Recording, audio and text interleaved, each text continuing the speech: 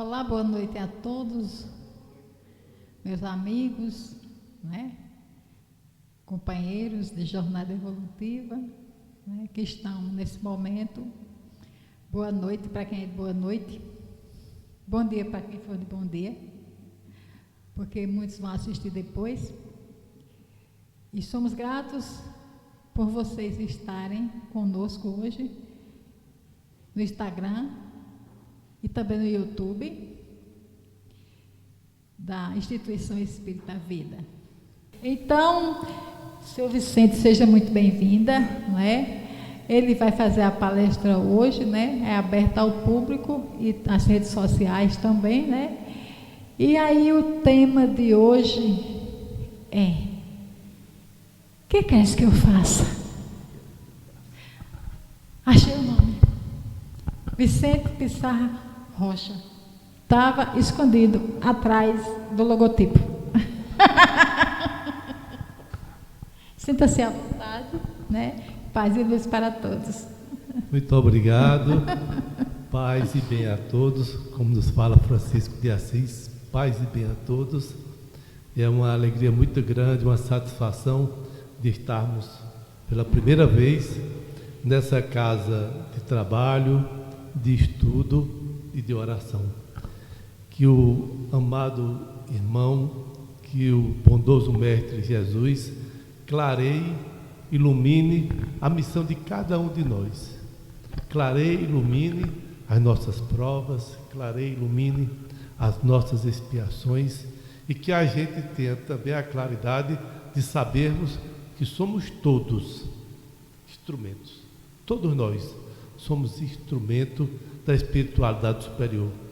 Daí que onde nós formos, nas nossas casas, no ambiente de trabalhos, parente, lazer, nós possamos levar a verdade, o perdão, nós possamos levar todas as vibrações positivas e muita luz.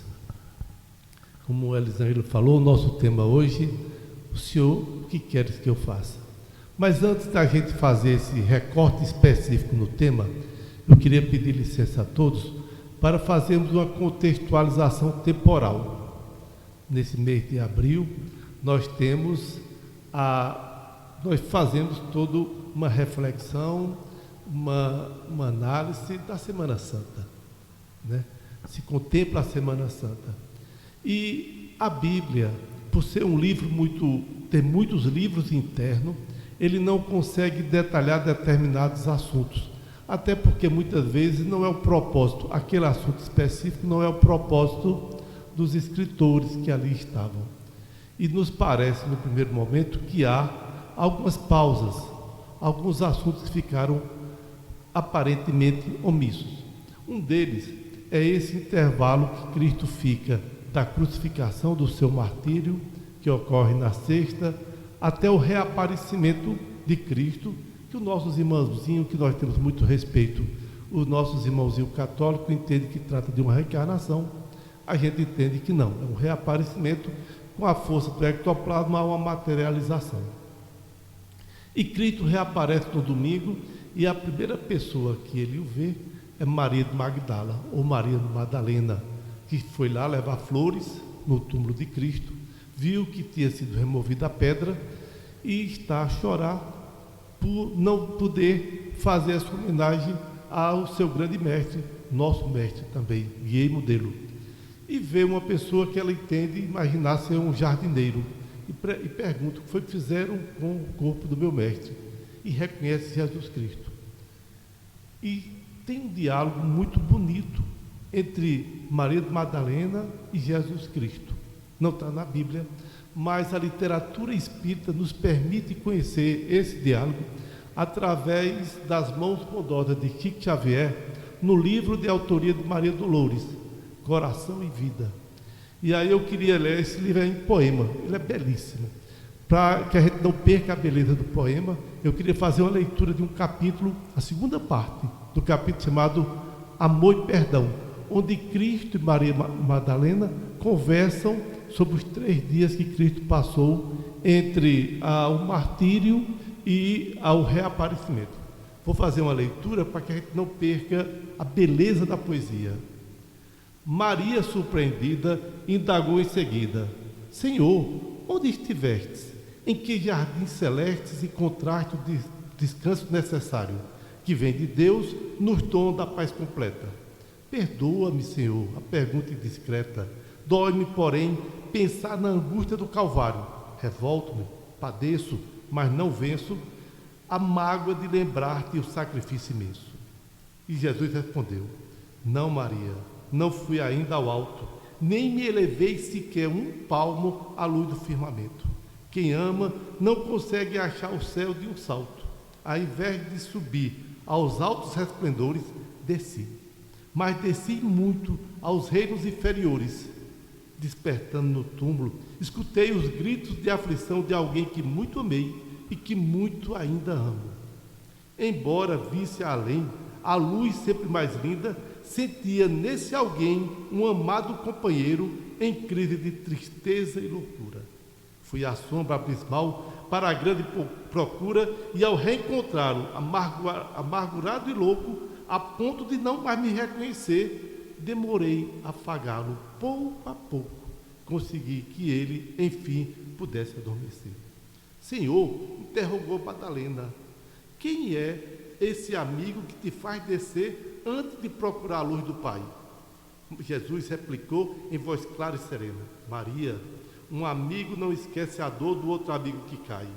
Antes de me altear a celeste alegria, ao sol do mesmo amor a Deus em que te elevas, vali-me após a cruz das grandes horas mudas e desci para as trevas a fim de aliviar a imensa dor de Judas Iscariotes. Eu fico emocionado. É belíssimo esse poema. Maria Dolores, pelas mãos ditosas e bondosas de Francisco Cândido Xavier. E eu me recordo e chamo todos a refletir. Nós, a humanidade, de um modo geral, nós cristãos, nós nesse período, nós temos a cultura de malhar o Judas. Na minha cidade, eu passei a Semana Santa no Crato, no Ceará, e lá se malha muito Judas, se bate naquele boneco e depois ele explode em praça pública, ele explode.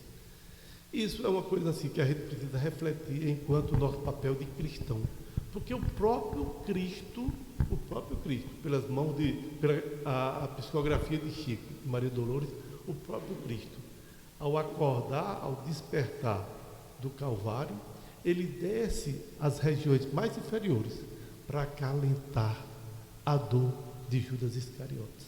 Poderia isso sublimar paisagens mais elevadas, mas ele vai porque um amigo não esquece o outro que cai. Judas cometeu um ato falho, como todos nós cometemos.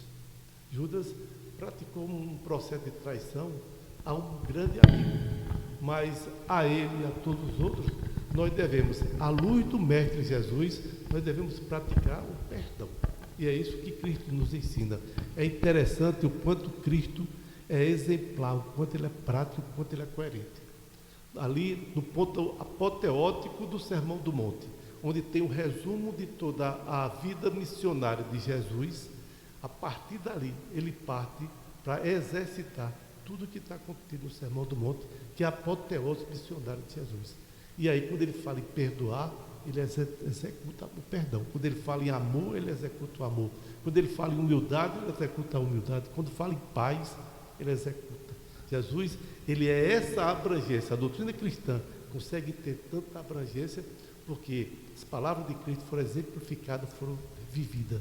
E aí fica um convite a todos, para que a gente possa viver o amor de Cristo, que a gente possa viver o perdão de Cristo, que a gente possa viver toda essa doutrina que é belíssima, a doutrina cristã. Mais uma vez feito esse preâmbulo, vamos adentrar um pouco no tema do recorte específico que nos traz essa reflexão da noite. Senhor, o que queres que eu te faça? Essa indagação nos remete a um processo de muita humildade, de trabalho, de perdão, de amor, emitida por Paulo de Tarso. Na época ainda se chamava, naquele momento, ainda se chamava Saulo de Tarso, e nesse momento ele nos remete a uma reflexão. E aí, nada melhor do que compreender a missão ou a força dessa expressão, conhecendo Paulo de Tarso. Quem o foi? O seu pretérito, os seus trabalhos, a sua ação anterior à grande conversão, os seus primórdios, a sua cidade, o seu nascimento, a sua intitulação. Como se deu efetivamente a grande transformação que não se dá no momento, a transformação, a conversão no grau de Paulo, no grau de Maria de Magdala, que eu entendo que são as maiores conversões que nós temos no Evangelho, não se dá em uma questão pontual. E pós a conversão de Paulo de Tarso, quais seus trabalhos, suas dificuldades e sua retroalimentação. Então, nesse sentido, nós vamos fazer uma reflexão. Para tanto, nós utilizamos como fonte o Atos dos Apóstolos, que foi um livro escrito por Lucas. Paulo começa a aparecer no capítulo 6, onde tem a prisão de Estevão, depois tem a morte de Estevão, as perseguições promovidas por Paulo de Tarso. No capítulo 9 tem a conversão, a grande mudança. E aí Paulo vai até o final, esse livro, o Atos dos Apóstolos, citando ele. Mas como a gente falara anteriormente, a Bíblia, o Evangelho, ele é muito resumido, até porque, se for detalhar muito, é que esse livro, a Bíblia, o melhor de todos os nossos livros, ele ia ser um volume mais alto do que esse pé direito aqui, né, Marcos? Então, ele é resumido, porém, por outro lado, a literatura espírita nos permite um volume, uma quantidade enorme de livros que possamos nos aprofundar. Nesse caso específico, nós temos o livro Paulo e Estevão, de Lavra de Emmanuel, pelas mãos bondosas de Chico Xavier. Esse livro foi lançado em 1942, numa época de grande insanidade da humanidade, uma grande insanidade coletiva, quando a humanidade estava em plena guerra mundial, a Segunda Guerra Mundial, de 1939 a 1945. Gestos de pura loucura que se cometia em matar o irmão, matar por matar, se conhecer. O Brasil entra nesse processo de insanidade quando, em 1942, ingressa a guerra e vai aos montes da Itália, no propósito de irmão matar irmão. Nesse período, 1942, Emmanuel nos dá esse conhecimento de um dos livros mais ricos, de mais densidade em seu conteúdo, o livro Paulo e Estevão. Chico Xavier tem mais de 400 livros, tem 416 livros, todos muito bons, mas alguns tiveram um impacto acadêmico e um impacto nas relações sociais muito forte. Paulo e Estevão, eu entendo que está nessa prateleira, onde lá está também Parnaso do Além-Túmulo, um livro de 1932, o primeiro livro lançado nas mãos da psicografia de Chico Xavier, vários autores. Nós depois tivemos em 1938, Brasil, Coração do Mundo, Pátria do Evangelho, um livro do irmão X, Humberto de Campos, pelas mãos de Chico Xavier. Nós tivemos a coleção, a partir de 1944, a coleção de André Luiz, que, igual aos outros citados, igual a Paulo Estevão, tem um impacto acadêmico extremamente forte das relações sociais. Além da moral que eles nos fornecem, eles são fruto de estudos nas academias, nas universidades, pela riqueza e a profundidade, a densidade do que nos mostra. Então, utilizamos os Atos dos Apóstolos, utilizamos Paulo e Estevão. Paulo e Estevão, ele aprofunda todo esse episódio da luta de Estevão, da luta de debate de Estevão com Paulo, e depois todo o trabalho de Paulo, de forma mais detalhada. E também as epístolas, as cartas de retroalimentação de Paulo de Tarso para as comunidades que ele fundou. Paulo de Tarso, ele nasce no ano 6 e vive até o ano de 67, onde ele é decapitado em Roma. Ele nasce de uma família rica, bastante abastada, e se torna, por seu esforço e condições financeiras e pessoais, se torna um grande intelectual. extremamente inteligente e de profundo conhecimento. Além disso, um grande orador. Ele tinha debates, o vernáculo de Paulo de Tarso era de muita profundidade. Se tornou famoso na região de Jerusalém pelos seus debates, pela sua oratória.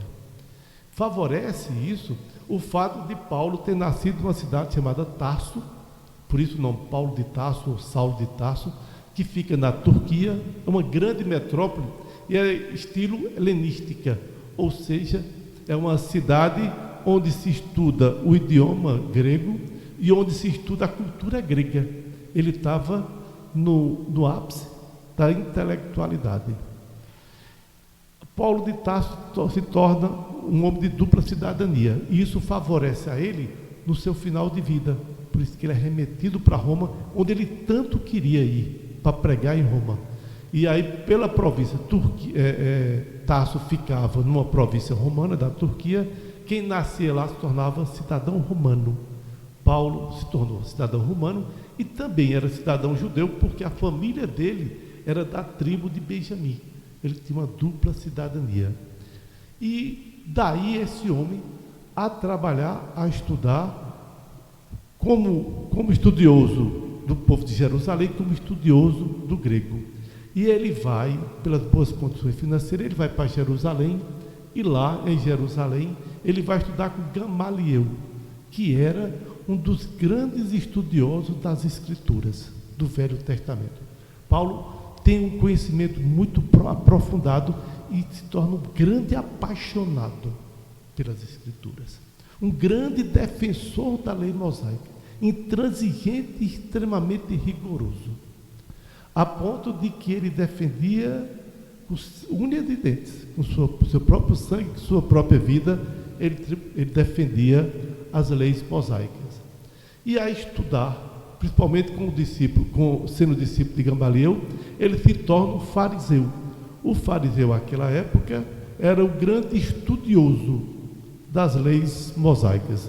Era os intérpretes. O que valia para os judeus era a interpretação a ser dada pelos fariseus. Em grupos, os fariseus formavam-se um grupo, junto com os saduceus e os sacerdotes formavam o sinédrio, 71 pessoas. E eles tinham a interpretação da lei e um tribunal. Quem interpretasse diferente deles eram levados ao tribunal, ao sinédrio, e iria sofrer a sanção cabível. Ocorreu com Jesus Cristo, que fez uma interpretação própria, diferenciada, incluindo um amor ágape, as mensagens de Moisés, sem destruir. Cristo falou por diversas vezes: eu não vim destruir a lei, mas vim dar o seu cumprimento de amor. A lei mosaica era vista muito pela sua justiça. Cristo veio trazer o amor. O sinédrio não entendeu e crucificou, penalizou Cristo com a morte, como assim também o fez Estevão, no julgamento patrocinado e organizado por Paulo de Tarso. Depois o processo dele de conversão, esse grande fariseu, estudioso da lei mosaica, se transforma no apóstolo dos gentios. É interessante que Elisângela lê há pouco esse recorte do livro Fonte Viva, que é uma passagem de uma epístola de Paulo aos Hebreus,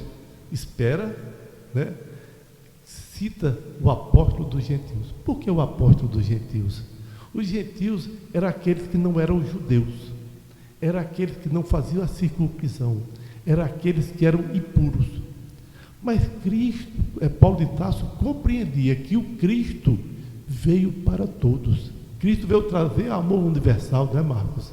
Então, a sintonia de Paulo de Tarso com Jesus Cristo, a mensagem de Cristo que Paulo de Tarso conhece, porque ele pede emprestado as escrituras feitas por Levi, que é Mateus. Ele estuda aquelas escrituras, ele passa anos no deserto estudando, e ele dizia: isso aqui é muito grande, essa mensagem de amor deve ir a todos, vamos levar, vamos conduzir a todos, não só aos judeus, como Cristo assim queria. Cristo veio para todos. Paulo de Tarso assim entendeu, e aí transformou-se no apóstolo dos gentios. Paulo de Tarso era um grande líder, tinha um vernáculo fabuloso, inteligentíssimo, mas ele carecia de um comportamento, ele tinha um comportamento que o prejudicava, que era ser impulsivo, um temperamento forte, no popular, esquentado. Ele era esquentado, entendeu, Cristina? Qualquer coisa o homem estava pavio curto, como se fala no popular. Mas a espiritualidade, quando planeja a sua vida, a sua reencarnação, e a espiritualidade é muito inteligente, Elisaíra, ele traz para acompanhar esse grande líder, esse poliglota, esse intelectual, ele traz companhias calmas, como foi o Gamaliel, que era uma pessoa, um mestre calmo, um mestre do amor, como traz Abigail, que foi a noiva querida dele, era uma pessoa extremamente calma, a irmã de Estevão, como traz Barnabé, que foi um grande companheiro de viagem de Paulo de Tarso e quem ajudou ele a ingressar na casa do caminho. Então nós temos aí, nesse sentido, uma grande personalidade, um grande espírito. E nesse sentido, Marcos, eu queria fazer um parênteses na reflexão de hoje, quando se fala, Senhor, o que Tu queres que eu faça, quando se fala em humildade, trabalho, mas ver a importância do planejamento reencarnatório. Ninguém veio para a Terra com a reencarnação assim para ver se vai dar certo, para ver se eu vou jogar aqui um bocado de batata para ver o que é que nasce. Ninguém veio no jogo de dados, ninguém veio à toa.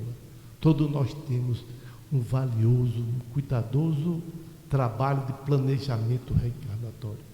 Os espíritos superiores que conosco traçam o nosso plano, eles apreciam as nossas qualidades e maximizam, observam os nossos defeitos e minimizam. Nós temos tudo para dar certo. Cada um que aqui está, tem tudo para dar certo. E vai dar certo. Porque um dia todos nós seremos anjos. Nós temos, talvez seja a única regra que foge o livre-arbítrio. Esse amor incondicional que Deus tem por nós, atraindo para o estágio angelical. Um dia, todos nós seremos anjos. Porque o planejamento reencarnatório vai dar certo, porque ele é muito bem feito, precisando do nosso esforço e da nossa boa vontade. E aí, em se tratando dessa pessoa e a necessidade de convertê-lo, de transformar, a transformação não se dá em um único momento. Não é como se imagina uma virada de chave. Eu vou ali na porta, viro a chave, essa porta está travada. Ou viro no outro sentido, a porta se abre. Não é assim. Existe toda uma preparação. Existe também um pós-momento de conversão. Com Paulo não fora diferente. Com Maria de Madalena não fora diferente. Com os outros convertidos, com as outras pessoas que tiveram grandes transformações morais e espirituais, não foi diferente. Paulo de Tarso teve um primeiro momento no seu enfrentamento, no seu embate com Estevão, que anteriormente chamava-se Gesiel, o querido irmão de Abigail. Paulo de Tarso encontra com Estevão em dois momentos: na Casa do Caminho, que é a comunidade criada pelos primeiros cristãos, e encontra também no Sinédrio, no julgamento forjado por Paulo de Tarso. Paulo de Tarso, na época, Saulo de Tarso, escuta falar de uma tapera mal cuidada, uma casa desarrumada, onde um bocado de gente simples está orientando outros tantos doentes, aleijados, coxos, endemoniados, leprosos, falando de um tal do carpinteiro que veio de Nazaré. Saulo de Tarso disse: eu vou conhecer esse ambiente, esse local. E foi lá. Foi no propósito, na intenção de conversar em um formato de ironia, zombar daquele povo que tinha muito pouco a oferecer. E lá é muito bem recebido por Pedro, por Tiago, por João, que eram os coordenadores da Casa do Caminho. E Saulo fica observando até o momento que um rapazinho, Estevão, começa a fazer um discurso de elevadíssima espiritualidade. O tal do Estevão, aquele cidadão tão simplesinho, falando algo tão sublime, tão elevado. E aí Paulo de Tarso trava um embate com ele, trava um combate.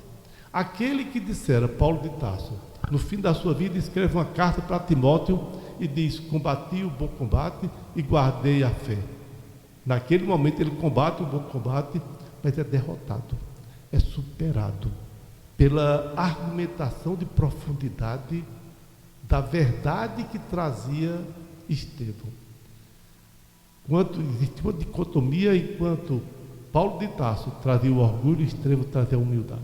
Enquanto Paulo de Tarso trazia a justiça mosaica, Estevão trazia o amor crístico. Enquanto Paulo de Tarso trazia a violência, a intolerância, Estevão trazia a paz, a paciência, a tolerância. E esse embate fere profundamente o orgulhoso Paulo de Tarso, o intelectual e o bom oratório Paulo de Tarso. Ele fica absolutamente irritado. Isso acontece tanto na Casa do Caminho como no Sinédrio. Na Casa do Caminho ele se sente humilhado e forja um julgamento para que se possa condenar Estevão no Sinédrio.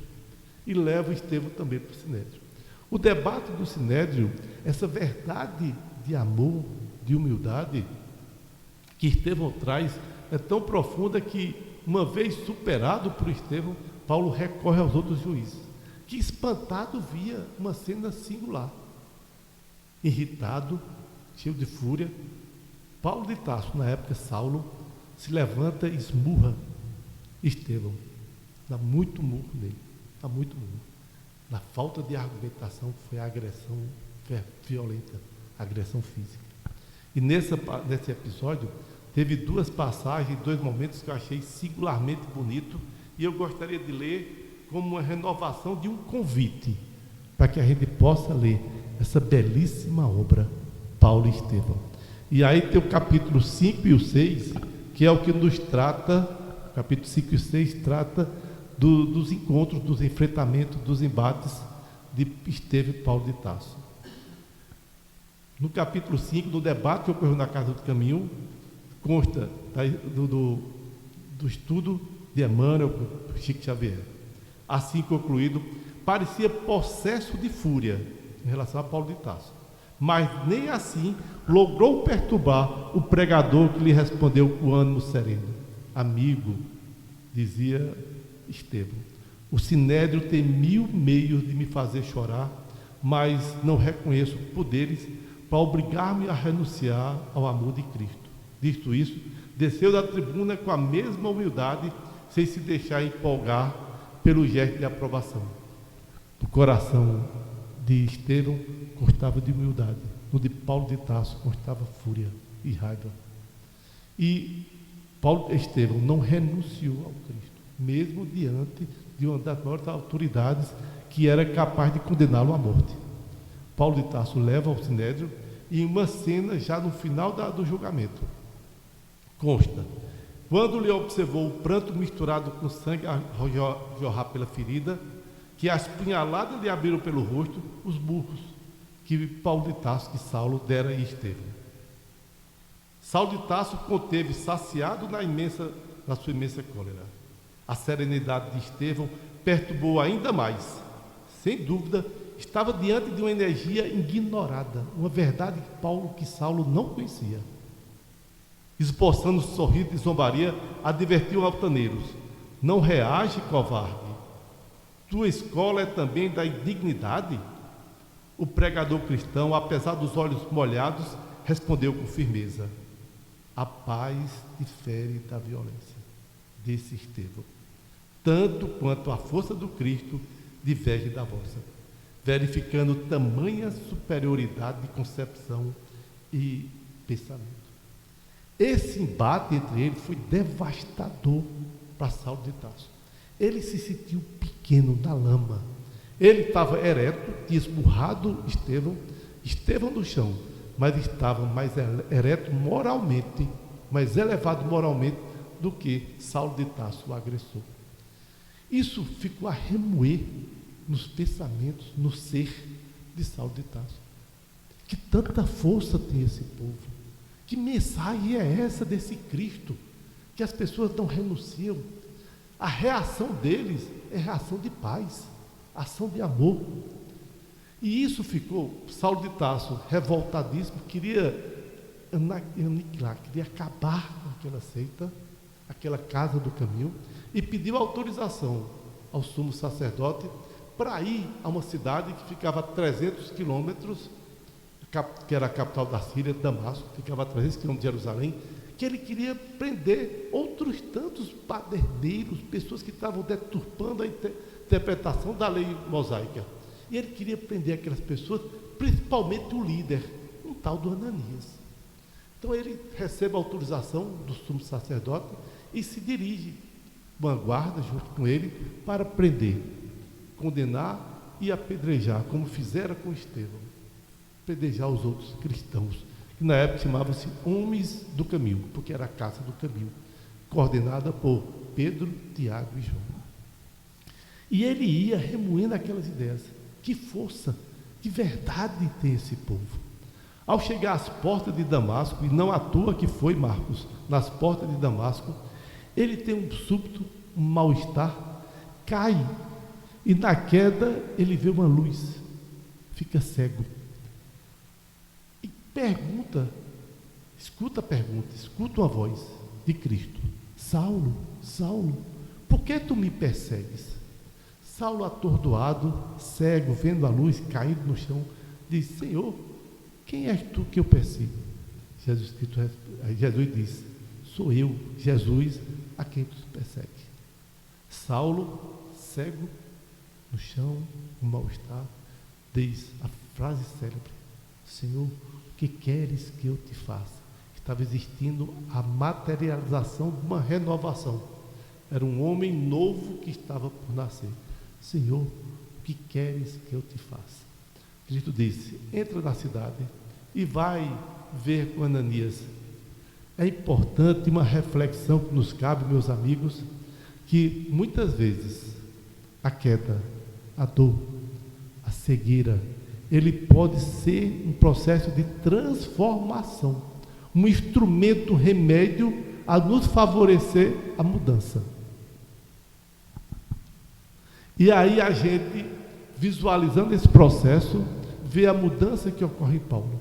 E nesse sentido eu convido a cada um de nós que a gente possa ver na dor um processo de reflexão e mudança. Existe uma oração muito bonita chamada oração da serenidade. Senhor, dai-nos coragem para mudar o que posso mudar, serenidade para aceitar aquilo que não posso e sabedoria para distinguir uma das outras. Que a gente possa ter muita coragem e força para mudar. Mas se não puder, vamos acolher e promover a nossa reforma íntima, porque aquela dor, aquela dificuldade, aquela cegueira, aquela queda, como experimentou Paulo, ali foi um processo de renovação.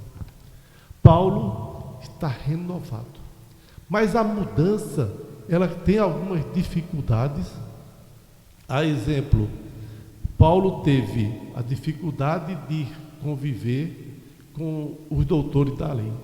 Eles rejeitaram Paulo, os seus antigos amigos, que compartilhavam de Paulo o momento de lazer, o momento da sua casa.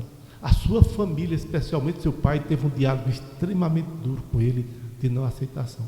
Ele teve dificuldade na casa do caminho, porque ao chegar, gerava desconfiança, sobretudo de Tiago. Disse: ora, esse rapaz estava nesse instante perseguindo a gente. Ora, esse cara está botando uma armadilha e vai nos pegar. Barnabé foi quem favoreceu a integração de Paulo na casa do caminho. E nesse momento de angústia, de dor, de sofrimento, ele tem uma relação mediúnica, e aqui me lembra como é bonito essa música de Vanessa, Médios. Ele tem uma relação mediúnica. E na relação, Paulo era um grande médium. A relação mediúnica de Paulo era fortíssima. Tanto ele teve com Cristo e agora tinha com Estevão e Abigail. Estevão a iluminar e a perdoar e a fortalecer, e Abigail, que teria sido a sua esposa se não desencarnasse. Abigail morre um pouco depois de Estevão, e Abigail vem orientar. É um momento em que Paulo está tão emocionado que ele tem dificuldade de falar. Mas com o passar dos tempos, com o passar da conversa, as perguntas vão borbulhando a sua cabeça e ele começa a ter capacidade de conversar.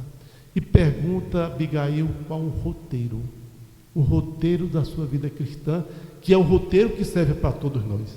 Que roteiro a seguir? E Abigail fala: espera, ama, perdoa e trabalha. Espera, ama, perdoa e trabalha. Isso é um roteiro espiritual. Esperar, acreditar. Não é esperar cruzar os braços aqui, ó, vou levantar aqui os pés, deitar numa rede. Não. É esperar, acreditar. Se esforçar. Exatamente. É esperar trabalhando, esperar se esforçando. É amar todos como nos ensinava Jesus Cristo. Amar o outro como a si mesmo. Faça para o outro o que queria que fizesse para ti. Perdoar, porque, meus irmãos, meus amigos, o perdão é libertador. O perdão nos liberta. Quando a gente perdoa, a gente se liberta da raiva, do rancor, a gente se liberta das mágoas, do desejo de vingança. O perdão é libertador. Fica aqui uma sugestão que, eventualmente, se a gente tem ou algum conhecido nosso tem algum desentendimento com uma pessoa, que a gente possa procurá-lo, perdoar ou pedir perdão. Ô, meu irmãozinho, me perdoe, Elisaíra, eu fiz um negócio contigo, me perdoe, me perdoe. Se o outro não quiser perdoar, o problema é dele. Eu estou a me libertar dessas mágoas, desse rancor. Esse é o grande roteiro que ensinou Abigail, fortalecendo Paulo no momento de fraqueza e desânimo. E aí Paulo, nesse roteiro, espera, ama, perdoa e trabalha, Paulo começa a trabalhar. Fazendo as suas viagens missionárias, Paulo anda 14 mil quilômetros em viagem missionária, faz 4 viagens. Não foram fáceis, foram viagens de trabalhos duros, onde Paulo, ele tinha a preocupação de, nas comunidades que ia, ele procurava grandes cidades, e lá ele começava a pregar a mensagem de Cristo, tendo como referência o Evangelho de Levi, de Mateus. E ele ficava ensinando aquelas mensagens, ia formando comunidades cristãs, as primeiras comunidades, e lá a trabalhar, a exercitar. Paulo, inclusive, ele, quando ia para uma cidade, ele ia trabalhar, ele era tecelão, o pai tinha grandes tendas, e ele ia trabalhar para o sustento dele. E começou a formar as comunidades. No ano de 49, ele percebe que o cristianismo tinha sido muito bem aceito, que o cristianismo podia ser muito além do que uma seita. Na visão de Tiago, o cristianismo deveria ser uma seita tal qual os fariseus e saduceus. E Paulo entende que não, a aceitação da mensagem de Cristo é tão forte que poderia ser uma doutrina, a doutrina cristã. E convoca os grandes líderes, Pedro, Tiago, João e os demais membros, e em uma reunião realizada em Jerusalém, no ano de 49, a doutrina cristã se firma, com esse braço fortíssimo que nós vivenciamos hoje. Paulo atravessa, então, na formação das comunidades e na formação da igreja. Sem Paulo, o cristianismo não tem a expressão que tem hoje. Sem Paulo, o cristianismo seria uma seita judaica. E ele passa, como ele diz na carta aos Coríntios, a segunda carta aos Coríntios, capítulo 11, ele diz: sofri perseguição, sofri prisão, fome e sede. Fui preso 2 vezes em Filipe e Jerusalém.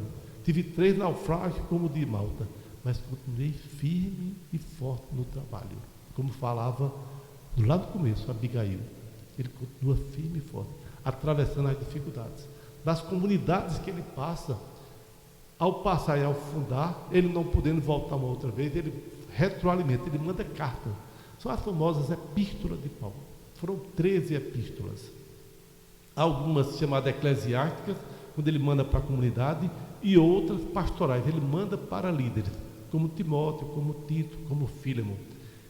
A literatura aponta a contribuição fortíssima de Estevão na confecção dessas cartas, numa realização próxima à mediunidade.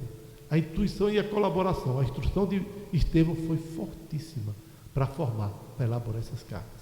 Inclusive, na primeira carta aos Coríntios, no capítulo 11, capítulo 12, Paulo de Tarso orienta como ter sessão mediúnica. Lamentavelmente, tempo depois, a doutrina cristã afasta-se da reencarnação e da mediunidade que estava no seu nascedor. Paulo de Tarso orienta a ter sessões mediúnicas.